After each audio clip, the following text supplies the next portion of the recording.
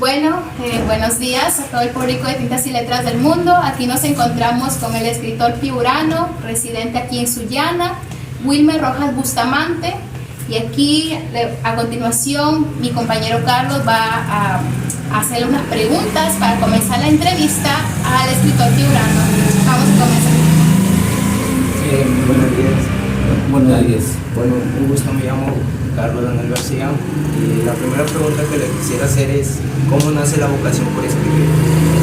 Bueno, primero para agradecerle su presencia,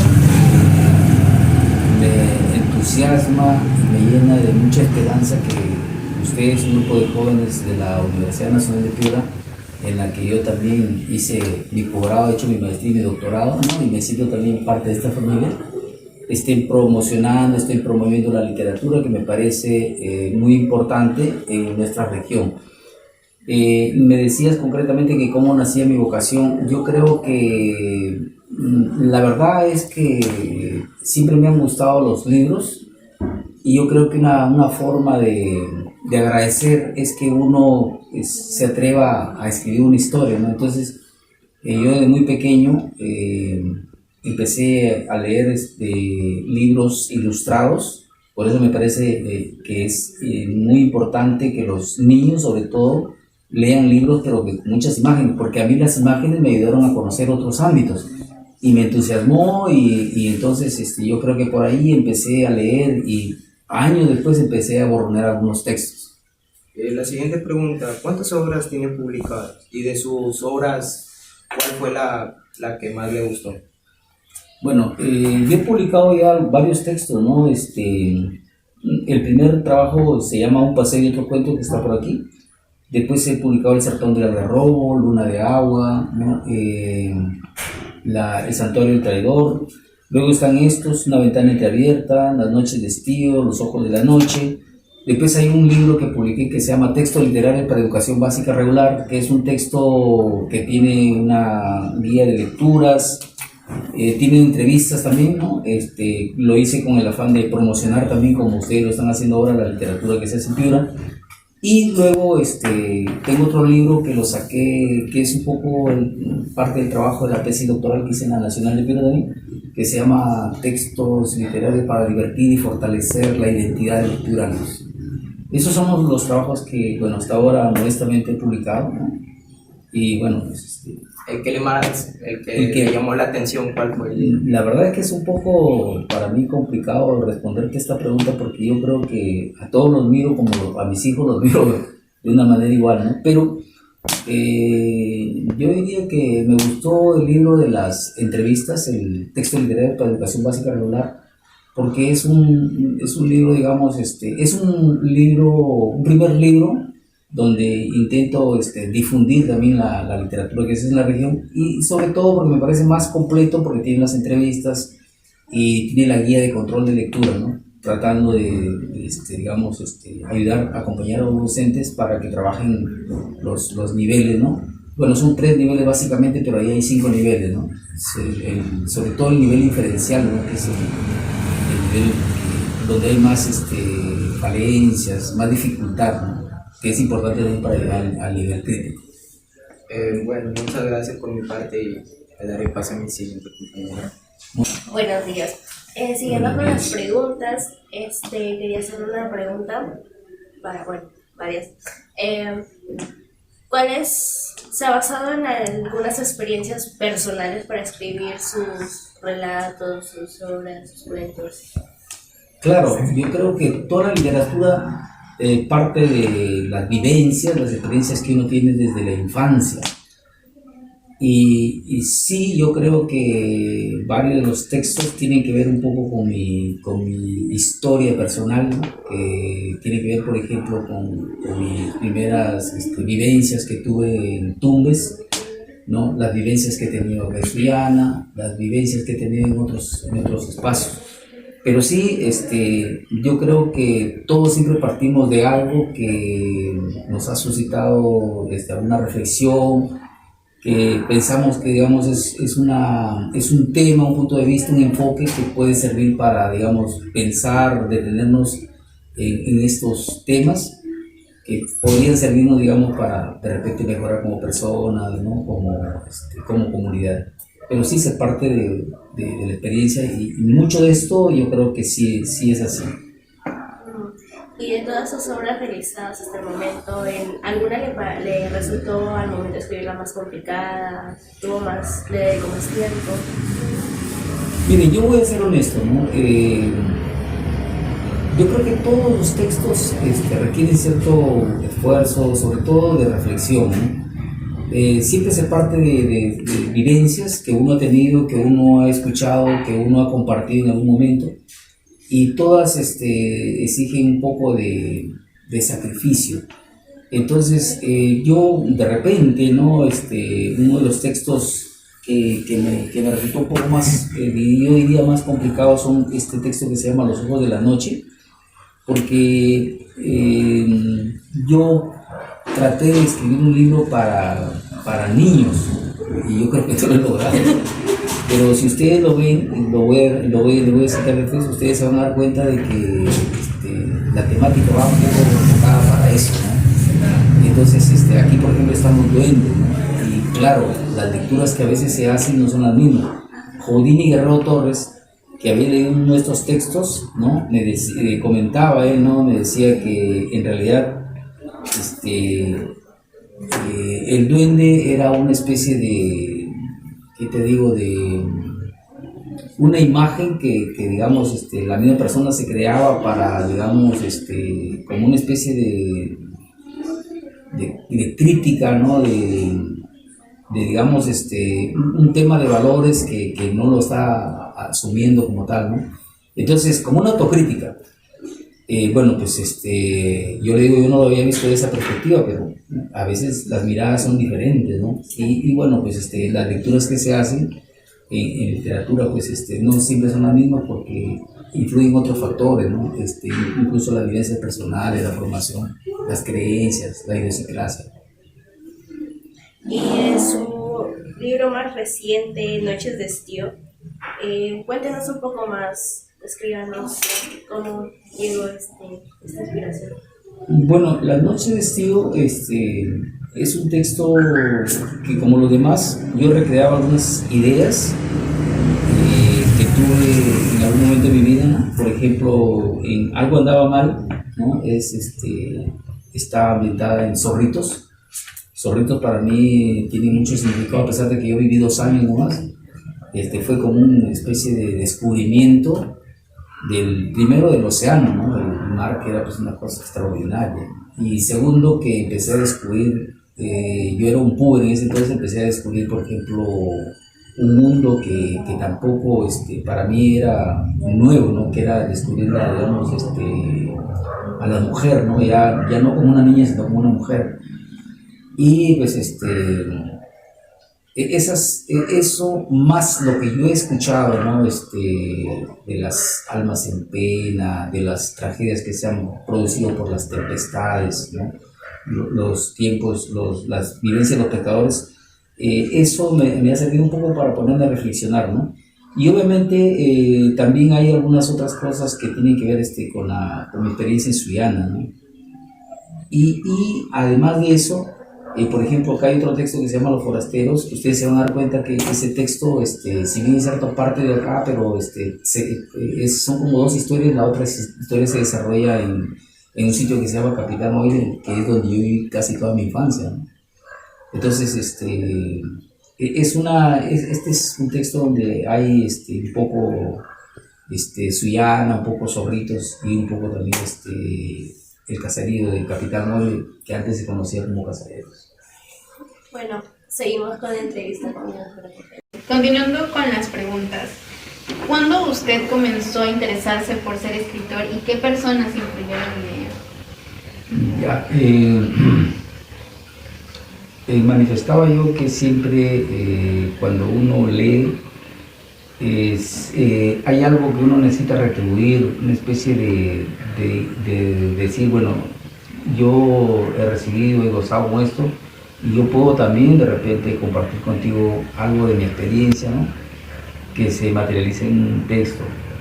Entonces, en primer lugar, A mí me empezó un poco a gustar a partir de las mismas historias que yo iba leyendo, ¿no?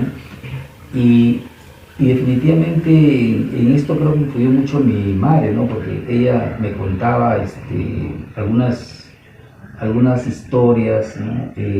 Referidas, por ejemplo, a la guerra del 41. Ustedes saben que el 41 hubo una guerra con el Ecuador y se perdió mucha gente, ¿no? Entonces, en los caseríos, en la comunidad, a veces se cuentan estas cosas, ¿no? Y ustedes saben que cuando una persona lo cuenta a otra persona le pone algo más y al final la historia va creciendo y termina más bien como un hecho nuevo, ¿no? Entonces yo creo que influyó mucho mi madre, porque mi madre me contaba historias. Yo me acuerdo que a veces hacía pataletas para que ella me contara y yo pudiera dormir tranquilo, ¿no? Que a veces yo no sé si dormía tranquilo porque normalmente me contaba de cosas un poco que tenía que ver con fantasmas, ¿no? Con brujas, seres un poco extraordinarios, ¿no? Entonces, y obviamente con hechos sangrientos que estaban marcadas por este acontecimiento que sucedió en el año 41.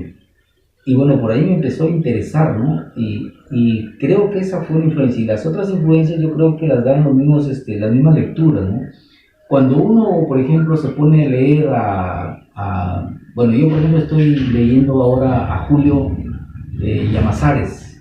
Llamazares es un español, es un periodista, es un abogado, y él tiene, bueno, yo lo conocí por un libro que se llama Piloto Suicida, ¿no? Que me parece un cuento extraordinario. Y empecé a buscar más información y encontré otro libro que me parece un libro interesante, se lo recomiendo, que se llama El entierro de Genarín. Está colgado en internet, El entierro de Genarín. Y ahora estoy leyendo Tras os Montes, que es tras los montes, ¿no? Porque nos habla sobre, él quiere rendirle tributo a uno de los pueblos más pobres de Europa, en Portugal, ¿no? Entonces, este libro que les comento del entierro de Genarín es un libro que estuvo prohibido, lo prohibieron, no lo quisieron publicar, ¿no? Porque es un libro, yo diría anticlerical, ¿no? Es la historia de un tipo pendenciero, pellejero, que vivía con las prostitutas, ¿no? Que le gustaba mucho el orujo. El orujo es una bebida de los caminantes de España, que hace un peregrinaje que tenía con Compostela. Entonces, ese libro lo prohibieron, ¿no? Entonces no lo quería publicar. Pero en su pueblo hubo, pues, como siempre hay editores que lo sacaron, ¿no? Y cuando este libro, que estuvo mucho tiempo prohibido, se empezó a difundir y las editoriales quisieron sacárselo a él como 6 barra algo, ¿no? Editoriales muy grandes, él dijo que no, se lo dio a ese editor, un editor que no es conocido, ¿no? Pero como sabía que se iba a vender como pan caliente, ¿no? Las ganancias, él, ¿qué hizo? ¿No? Que con eso, esa editorial promocionara a escritores jóvenes, ¿no? Me parece una cosa, o sea, una mentalidad, una personalidad diferente, porque generalmente los editores no están pensando en ganar dinero, ¿no? No les interesa lo otro, ¿no? Aunque sí hay gente muy generosa, por ejemplo Vallejo, colombiano que publica La puta de Babilonia, que también es un libro anticlerical. El premio que ganó creo que fue Rómulo Gallegos. Esos $100,000 creo se lo regaló a un grupo de gente que crían animalitos, ¿no? O sea, todo el premio, o sea, no dijo, bueno, me voy a quedar con esto, ¿no? Cosa que no hacen muchos, ¿no? Porque ven siempre que se incremente su patrimonio, tener una vida disipada, ¿no? De lujos, etc. En cambio, no hizo eso, ¿no? Entonces, eso es lo que hizo. Entonces, estas personas yo creo que sí influyen en uno, ¿no? Porque te enseñan a ver la vida de otra manera, ¿no? Hay personas que yo creo que difícilmente se atreverían a contar las cosas que dice, por ejemplo, Llamazarín o Vallejo, ¿no? Y por ejemplo, yo creo que Saramago, José Saramago también es un escritor, digamos, que te motiva, ¿no? Igual Vargas Llosa, ¿no? Vargas Llosa no nos puede gustar por sus posiciones de repente, pero yo creo que es un buen escritor, es un buen motivador. Y yo sí creo lo que dice Vargas Llosa, que en realidad lo que te motiva, o sea, son las mismas lecturas. Eso es clave, ¿no? Y hay autores que tienen esa capacidad, ¿no? de despertarte, como dicen, el escritor dormido que está dentro de ti. Bien, continuando. ¿Usted cree que por escribir, por ejemplo, algo pequeño o un libro, ya uno se puede considerar escritor, o es que son escritores los que pues sacan sus libros ya con grandes editoriales? No, yo creo que, miren, el problema está que hay mucha gente que piensa que solamente es escritor el que tiene un libro, que ya se consagró, ganó un premio, Rómulo Gallegos, ¿no? ¿Cómo se llama? El premio Cervantes en España. No, yo creo que todos somos escritores, ¿no? O sea, las personas que escriben, todas, digamos, son escritores. Ahora, que hay alguno que se especializa más en el tema de la ficción, es diferente, ¿no? Porque, por ejemplo, un ensayista como Sánchez, ¿no? Como Mariate, como Capsoli, por ejemplo, son escritores también, ¿no? Entonces, y además yo creo que pues, es cierto que hay una, digamos, en la sociedad hay una jerarquía, ¿no? El libro de Mario Palomino, no sé si tú estuviste, yo presenté el libro de Mario Palomino que se llama La escritura es quizás una quimera, ¿no? Ahí Mario, en ese libro, que va contando una historia de un señor de la Huaca, te va hablando un poco sobre, por ejemplo, el escritor, sobre los premios, sobre los contenidos, sobre el estilo. Entonces, y también hace unas críticas, ¿no? Él, por ejemplo, dice que hay muchos, él le llama a los escritores satélites, que se pegan a, digamos, escritores que ya tienen cierta trascendencia, cierta trayectoria, para, como dicen, también levantarse y que lo conozcan, ¿no? Y yo creo que es cierto lo que dice Mario, ¿no? A veces uno mira y ve el escenario y ustedes ven que hay unos que se cuelgan de otros, como dicen, ¿no? ¿Para qué? Para figuretear. Hay otros que usan a sus amigos periodistas, las revistas, para que les hagan entrevistas, ¿no? Yo, por ejemplo, no los he llamado a ustedes han venido, ¿no? Pero hay unos que los buscan, ¿no? Y entonces, desaparecen, ¿no? Y ahora en las redes, ustedes han visto en el Facebook, hay gente que, pues, publica a veces tonterías, ¿no? Porque, por ejemplo, cuando uno tiene que publicar, yo me he dado cuenta que hasta saca la mamá de la foto. Mi mamá cuando tenía 20 años, era una mujer extraordinariamente bella, ¿no? O estoy aquí, me llegó a visitar el escritor tal, ¿no? Y estamos compartiendo. O sea, a mí me parece una barbaridad, ¿no? O decir, por ejemplo, mañana es mi cumpleaños, ¿no? Y ponerse un pollo. O sea, eso es figuretear, ¿no? Que a mí sí me incomoda eso, sinceramente, ¿no? Entonces, eso sí hay, ¿no? Eso se puede apreciar. Y lamentablemente, pues, como dicen en la viña del Señor, hay de todo. Y hay quienes, pues, hacen, como dice Mario, es un trabajo silencioso, no están buscando marketearse. Porque al fin y al cabo, yo creo que hay unos que, pues, escriben con el propósito de, digamos, de vivir de eso, ¿no? Y hay unos que viven. Está bien, ¿no? Eso no está mal. Lo que está mal es, pues, que estén tratando de publicitarse, de estar vendiendo una imagen que a veces no la tienen, ¿no? Y lo otro es que yo creo, pues, que existen muchos escritores, ¿no?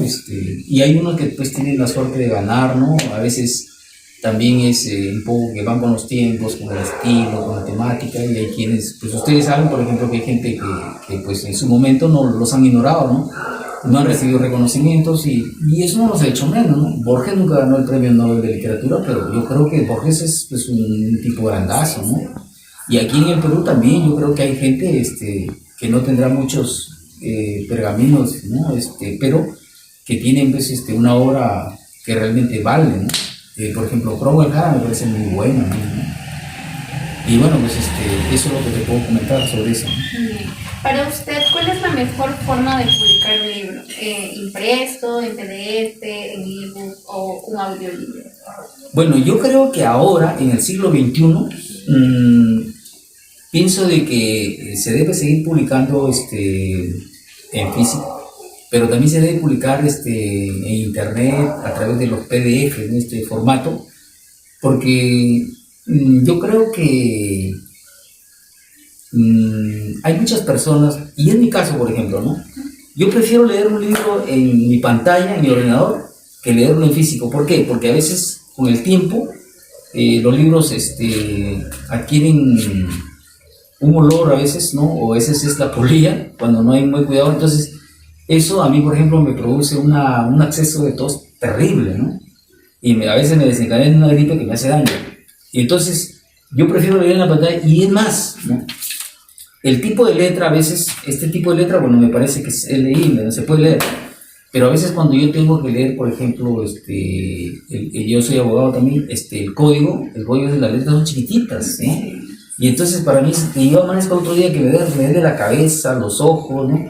Entonces, en la pantalla, ustedes saben, le dan el zoom y uno puede leer pues tranquilo. Entonces, yo sí creo, bueno, porque no sé hasta cuándo se va a seguir leyendo un libro en físico, pero sí creo que se debe publicar también ya en formato PDF. Yo he pensado, por ejemplo, colgar estos mis trabajos y obviamente no estoy pensando en que me pongan placa, me paguen, no, simplemente para compartirlos. No, sí, como lo hacen, ¿no? Por ejemplo, que yo les mencioné, Llamazares, perdón, los publica, ¿no? Hay otro, Haruki Murakami, por ejemplo, ustedes han visto, ahí están sus libros colgados. Está, por ejemplo, ese libro que se llama ¿De qué hablo cuando hablo de correr? No he visto el otro, hay uno que se llama ¿De qué hablo cuando hablo de escribir? Ese yo le compré, lo tengo en físico. Pero he leído, por ejemplo, Crónica del pájaro que da cuerda al mundo, ¿no? Tokyo Blues, o sea, y buena novela, ¿no? Ustedes la pueden descargar, no cuesta ni un sol. Y yo prefería leerlas en la pantalla conmigo porque le doy el zoom y no tengo problemas a la hora de estar acercándolo, ¿no?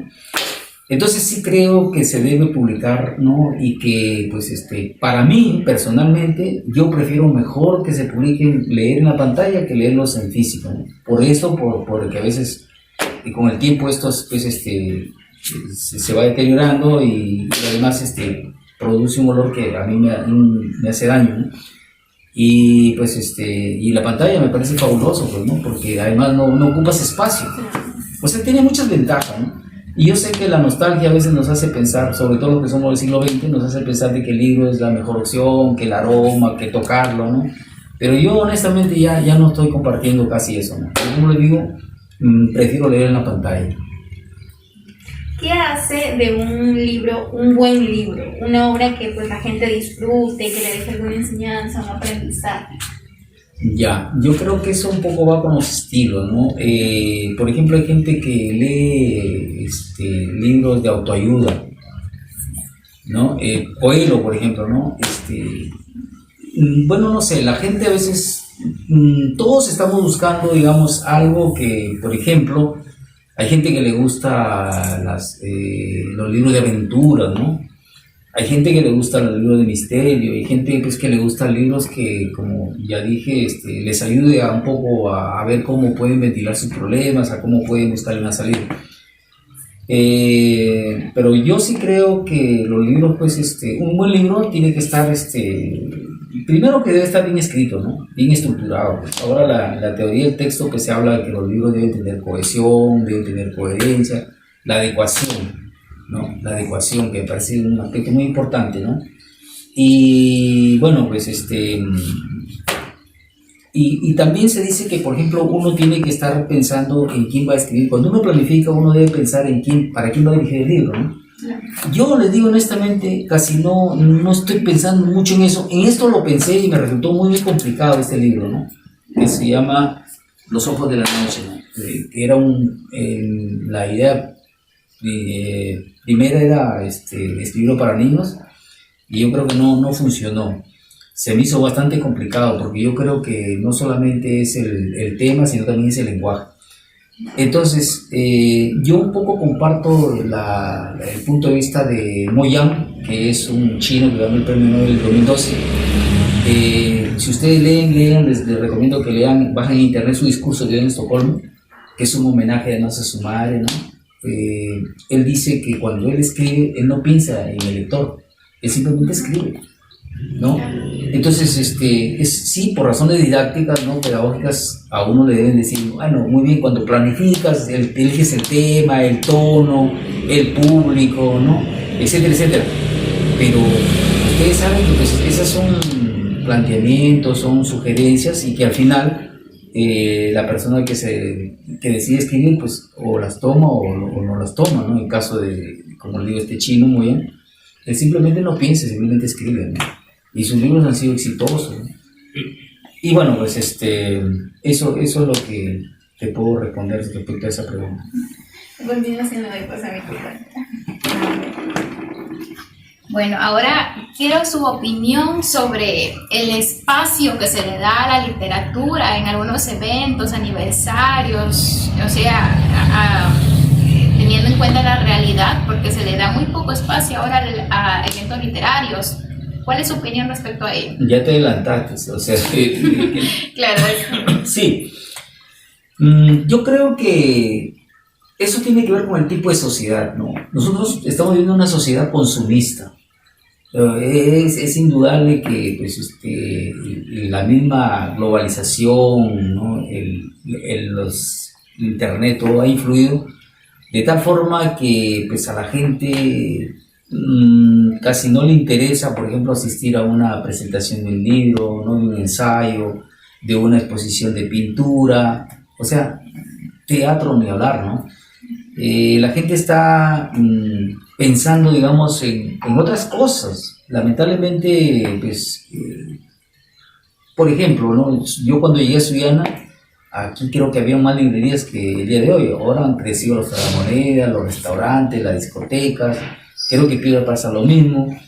Ustedes han visto las presentaciones, yo he ido a presentaciones, a veces solamente hay 10 personas, 15 personas, y lamentablemente un poco eso tiene que ver con este tipo de sociedad que la gente está pensando, y está bien, ¿no? Está pensando en comprar su carro, está pensando en, por ejemplo, en renovar su refrigeradora, en sus zapatos, que no está mal, ¿no? Pero no hay que perder de vista que hay otros aspectos que son muy importantes, por ejemplo, los libros, ¿no? Y yo creo que se han cerrado, por ejemplo, antes había una librería en Sullana, La Cultura, que estaba muy bien estoqueada, ¿no? Han cerrado las puertas. ¿Por qué han cerrado las puertas, no? Porque lamentablemente no venden. Entonces, bueno, Luján pues, ha venido de Piura y se ha instalado acá en Sullana, y Luján vende de todo, hasta vende limones, a veces creo en su chacra, pues, ¿no? Entonces es una forma de ayudarse, pues, ¿no? Pero además el tipo es muy hábil, pues, ¿no? Trata porque es la única librería, no conozco otra librería aquí en Sullana. Entonces, no hay, pues, mucho interés, y eso tiene que ver con las políticas también del Estado. Tiene que ver con los vientos actuales, ¿no? Esto de la globalización, tiene que ver con el tipo de sociedad que tenemos, como le digo, es una sociedad consumista, ¿no? Lamentablemente estamos viviendo estos tiempos y los espacios para este tipo de actividades, no solamente para los libros, ¿no? Casi son nulos, ¿no? O sea, es muy esporádico. Por el aniversario de Sullana siempre programamos unas actividades en la Casa Museo. Lamentablemente, por ejemplo, en la Municipalidad de Sullana había un salón que era el Salón Víctor Borrero Vargas, que era un homenaje a Víctor, y que ahora, pues, primero lo redujeron, creo, a la mitad, luego ahora ya creo que han terminado haciendo las oficinas administrativas. Entonces, o sea, desde las mismas autoridades no hay ese interés, esa necesidad de crear espacios para que a la gente no solamente se le interese por temas, por ejemplo, que está bien, ¿no? Que arreglen pistas, mejoren la seguridad, que sé yo, que aunque estamos mal, pero también hay que promover esto, ¿no? Entonces, ese espacio no se debió reducir, no se debió anular, porque yo creo que, por ejemplo, si estamos viendo la casa del museo, que es pequeña, es porque no hay otro espacio, ¿no? Ustedes saben que el salón de actos que antes se utilizaba también para hacer algunas presentaciones, ahora ya han dicho que el salón de actos es solamente para cuestiones oficiales de la municipalidad, no para otro tipo de actividades. Para los abusos a la verga. Sí, ¿no? Entonces el ambiente, por ejemplo, en la casa del maestro, también ahí es un ambiente, un espacio. Yo, por ejemplo, presenté ahí un trabajo, pero ahí, por ejemplo, hay que también ir con mucho tiempo, hay que hacer las coordinaciones, porque le dan prioridad, digamos, a actividades sociales, ¿no? Fiestas, que además eso de ingresos.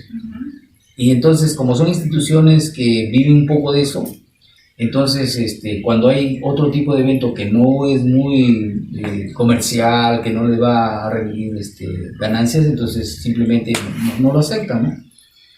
Entonces sí, es cierto, a veces no hay muchos espacios, no hay mucho interés y faltan muchas políticas. El Estado, la municipalidad, los gobiernos regionales deberían implementar medidas para fomentar estos espacios que son necesarios, ¿no? Para la vida cultural de la comunidad del pueblo. Y hasta en los canales de televisión se ven muchas series, películas, programas que nada tienen que ver con cultura, con literatura, y bueno, la gente, como no hay audiencia para los programas de cultura, entonces pues la gente el gobierno, los dueños de los canales se abocan a poner programas que les interesa a la gente. Entonces lo primero es que la sociedad tiene que cambiar su pensamiento, que les interesa, bueno, a mi parecer, el programa de basura, ver, ¿no? Y no ve programas culturales, documentales, etcétera. Bueno, ¿y usted cree que la etapa de la adolescencia es la propicia para escribirlo? Si usted lo cree así, ¿cómo motivarla? Y si usted no lo cree así, ¿cuál es la etapa propicia para escribir? Ya, miren, en el libro de Mario había una pregunta que se hacía Mario por lo mismo en este libro que se llama La escritura es tal vez una quimera. Decía, la pregunta que se hacía es, ¿el escritor nace o se hace? Que es un tema que pues, creo que no se han puesto de acuerdo. Hasta ahora unos dicen que nace, otros dicen que se hace. Yo creo que hay un poco de ambos, porque si tú has nacido con un poco ese talento, esa necesidad de expresarte, y no tienes de repente las motivaciones en el medio, en tu familia, donde tú te realizas, entonces de repente no lo vas a desarrollar, ¿no? Pero si tú tienes ese talento y si tienes alguien que te ayude, yo creo que eso ayudaría mucho. Miren, por ejemplo, voy a responder un poco con Mo Yan, este chino que ganó el premio Nobel. Ustedes saben que él nació en China a mediados de la década del siglo pasado, siglo XX, 50. Ustedes saben, China era un país muy pobre. Era tan pobre que Mo Yan dice que a veces no había para las 3 comidas. Sin embargo, fíjense ustedes, y ahí te voy a responder, y él dice que cuando él necesitaba un libro, su madre jamás dudaba en comprárselo, a pesar de que de repente no había para la cena, pero le compraba el libro. Miren ustedes lo importante que es la presencia en todo caso, de la familia. De la familia. Ahora, ¿cómo Mo Yan un día decide ponerse a escribir, ¿no? A él le gustaba escuchar, ¿no? O sea, lo que dice, leer con las orejas, dice él, ¿no? Leer con las orejas. ¿Qué es leer con las orejas? Se lee con los ojos, no, con las orejas, es lo que los psicólogos llaman la escucha activa, ¿cierto?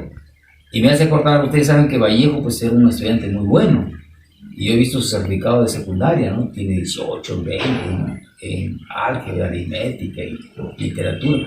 Era un tipo brillante. Y cuando a Vallejo le preguntaban, ¿tú eres chancón? No, decía, yo simplemente voy y escucho, le pongo atención. O sea, él, como dice, leía con las orejas, practicaba lo que se llama la escucha activa.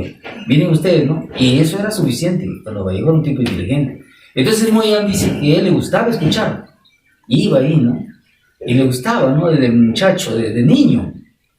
Y fue una cosa y fue aprendiendo todo esto, y fue un alumno irregular, además, dice, ¿no? Uno hacía en primaria, estaba enfermo en secundaria, pero bueno, logró sobrevivir, logró llegar a hacerse militar, y ahí donde él entró al ejército, le dio una oportunidad, había un área para que pues, los que querían estudiar literatura, aprender literatura, y él fue y ahí empieza, ¿no?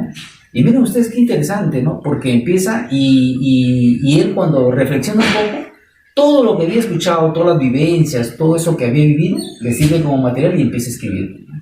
Yo lamentablemente no he leído, estoy por buscar algún material porque sí me interesa por la forma como cuenta su vida, su experiencia. Entonces yo creo que, yo pienso de que desde el niño que realmente tiene interés va a escuchar y va a ir empezando con los libros, ¿no? Entonces, y en la adolescencia pues ya empiezan por ejemplo, Vargas Llosa empezó siendo un adolescente y ustedes saben que él fue a mil oficios, ¿no? Y escribía, hacía sus notas, se metía a los barcitos, iba a los prostíbulos y tomaba notas y empezaba a escribir. Y empezó por ahí, ¿no?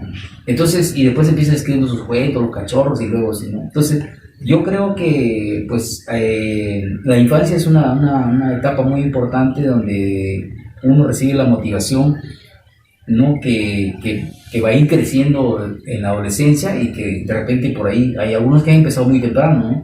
Y hay unos que han empezado muy tarde. Saramago creo que empezó ya cuando era un viejo, ¿no? Que había pasado los 50 años, ¿no? Y sin embargo, Saramago llega a ganar el premio Nobel. Y escribe unos librazos, ¿no? El ensayo sobre la ceguera. El ensayo sobre la ceguera, el Evangelio según Jesucristo, que a mucha gente no le gusta, ¿no? La caverna. Entonces, un tipo fabuloso, ¿no? Entonces, yo creo que lo ideal sería que se empiece desde abajo. Yo pienso de que la infancia es una etapa muy importante por las vivencias que pueda uno recibir de la familia, del entorno, pero también son los libros, ¿no? Entonces, bueno, pues hay unos que tienen la facilidad de empezar de repente siendo adolescentes, y hay otros que pueden empezar un poco más tarde, ¿no? Ya les mencioné a José Saramago, que empieza tarde y llega a ser un tipo, pues, es un monstruo en la literatura, ¿no? Y así ha pasado. Otro, por ejemplo, para citarlo, ¿no? Ustedes saben que este argentino Sábato, Ernesto Sábato, se formó como un físico, ¿no? Trabajaba además en Europa en el laboratorio Curie como un científico, pero un día decide dejarlo todo y se pone a escribir, en fin, y empezó y tarde escribir, pues, ¿no? Esos librazos que empieza con El túnel, y bueno, pues empieza a escribir y escribe ensayos, ¿no? Uno y el universo, La resistencia, y bueno, pues pero tuvo pues que dejar todo lo otro, y eso le significó también perder amigos, ¿no? Porque muchos pensaban que él pues se había formado, era un tipo brillante en la ciencia, y que ahí iba a perder el tiempo, porque hay mucha gente que sigue pensando que los libros de ficción es una pérdida de tiempo, ¿no? Hay muchos prejuicios sobre esto, ¿no? Y sí, sí, bueno, para culminar, ¿qué comentario, algún consejo que les pueda dar a las personas que recién están empezando a escribir? yo lo que puedo decir es que hay que escribir, escribir y escribir. Primero escribir, segundo escribir. Y lo importante es que no hay que tener miedo, porque al final a uno no, a todo el mundo no le va a caer bien, ¿no? Entonces, a uno le vas a parecer simpático, a otro feo, tipo pedante. Y bueno, pues y yo creo que hay que ser intrépido también, porque hay cosas que a veces la gente no lo toca por el qué dirán, ¿no? O porque me van a apabullar, ¿no? Pero yo creo que ahí está la osadía y está la valentía, y cuando uno cree que hay que decir algunas cosas, como dice Vallejo, por ejemplo, cuando habla en esa novela que es una crítica a la iglesia, ¿no? O lo que dice Julio Llamazares, o lo que dice Saramago también en el Evangelio según. Entonces, yo creo que hay que tener coraje, ¿no? La valentía. Además, no hay que perder de vista que estas son obras literarias, ¿no? Es ficción, ¿no? Tiene realidad, pero es ficción. Pero ustedes saben que hay una lectura que está en el fondo, que es el mensaje subliminal, ¿no? Todo libro tiene algo que no está en la superficie. Por eso es importante, digamos, hacer que los estudiantes lleguen al nivel inferencial, ¿no? ¿Qué es lo que te permite leer qué hay abajo, ¿no? ¿Qué es lo que quieres, ¿no? Ahí está, ¿no? Entonces, lo superficial te dice varias cosas de repente, ¿no? Pero hay que ir más abajo. Entonces, porque detrás, digamos, siempre hay una inquietud, hay un tema que está como un gusanito que está ahí, ¿no? Merodeando en la cabeza de las personas, y a eso debemos llegar. Ahora, cada quien pues decidirá si sigue en esa línea, sigue ese pensamiento, o simplemente dice, bueno, pues eso es lo que tú piensas, ¿no? Yo pienso de otra manera, ¿no? Y mis convicciones son estas, mis convicciones me dicen lo otro, y pues cada uno sigue, ¿no? Lo importante es que nos expresemos, y si ustedes que son jóvenes tienen a bien compartir sus experiencias, en buena hora, ¿no? En buena hora. Yo creo que, y tengo la esperanza de que las generaciones nuevas no solamente asuman la vida política de una manera diferente, porque yo creo que nosotros hemos fracasado, ¿no? Hemos venido fracasando, y de alguna manera somos responsables. Es responsable el Estado, es responsable los maestros. Hay